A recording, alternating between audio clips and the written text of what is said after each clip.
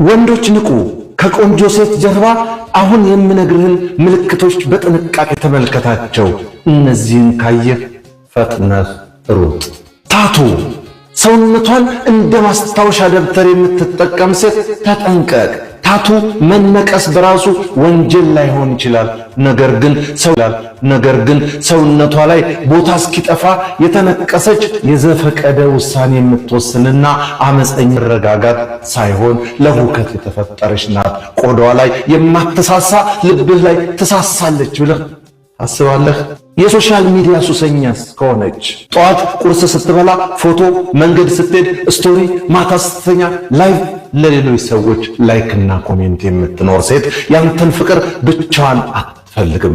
የሷ በራስ መተማመን የሚለካው በቲክቶክ በፌስቡክ ላይክ ብዛት ነው። ስልኳን የምትወደውን ያህል አንተን ብትወድ ኖሮ ክንፍ አብቅላ መላእክት ትሆን ነበር። ባዲ ካውንት ይሄ ነገር ያጨቃጭቃል፣ ግን እውነቱን እንነጋገር። ያገኘችውን ወንድ ሁሉ የምታስተናግድ ግንኙነት እንደ ፋስት ፉድ የምታይ ሴት ስሜታዊ መረጋጋት የላትም። ትላንት ከ10 ወንድ ጋር የነበረች ዛሬ ካንተ ጋር ብቻ ትረጋጋለች ብሎ ማሰብ እሳትን በገለባ እንደመሸፈን ነው። ስሜትን የምትዘውር ወንጀሉን እሷ ሰርታ ይቅርታ የምትጠይቀው ግን አንተ ነህ። ሳትሳሳት እንድትሸማቀቅ የምታደርግ አልቅሳ የምታሸንፍ ወይም በጥፋተኝነት ስሜት የምትገዛህ ከሆነ ይህች ፍቅረኛ አይደለችም፣ አምባገነን መሪ ናት። የድራማ ንግሥት ሰላም አይመቻትም። ዛሬ ከጓደኛዋ ጋር ትጣላለች፣ ነገ ከቤተሰብ ጋር፣ ከነገ ወዲያ ከአንተ ጋር ትንሽ ችግር ሲፈጠር ዓለምን ታቃልጣለች። ሕይወቷ ሁሉም ትርምስምስ ያለ ነው። አንተ ቤት የምትፈልገው ሰላም ነው ወይስ ጦር ሜዳ? ድራማ የምትወድ ሴት ዕድሜህን ታሳጥረዋለች። ራዕይ የሌላት ውበት ብቻ፣ ጭንቅላትስ ምንም ዓላማ የሌላት ስለ ነገ የማታስብ ዛሬን ብቻ ልኑር የምትል ሴት ወደኋላ ትጎትታለች እንጂ አታሳድግህም። ትዳር የሁለት ሰዎች ጥምረት ነው። አንዱ ሮጦ አንዱ ከተቀመጠ ሰረገላው አይሄድም። ገንዘብ አባካኝ ከሆነች አንተ እየቆጠብክ እሷ ታባክናለች።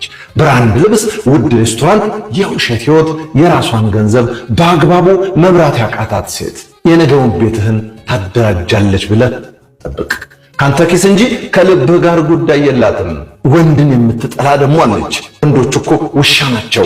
ወንድ ምን ይሰራል? ሁሌም ስለ ወንዶች በክፋት የምታወራ አክብሮት የሌላትና ወንድን የምትንቅ ሴት ነገ አንተንም አታከብርህም። ውስጧ ያልተፈታ ጥላቻ አለ። ያንተን ቤት የምትሰራው በመውደድ ሳይሆን በመናቅ ነው። ወንድሜ ሆይ ውበት ይረግፋል፣ ባህሪ ግን የመቃብር ድንጋይ ላይ አብሮ ይጻፋል። አንዲት ሴት ቆንጆ ስለሆነች ብቻ ዓይንህን ጨፍና አታግባ። የሚያምር ፊት ኑሮ አይሰራም። የሚሰራው የሚያምር ባህሪ ነው። ጊዜህን ጉልበትህንና የነገ ተስፋህን ከነዚህ ምልክቶች ጠብቅ። አለበለዚያ ወይ ዘንድሮ እያልክ መኖርህ አይቀርም። ፈላስፋው ጭሰኛ እንዳዘጋጀው በለጠ ሸቴ ዘሀገረ ኢትዮጵያ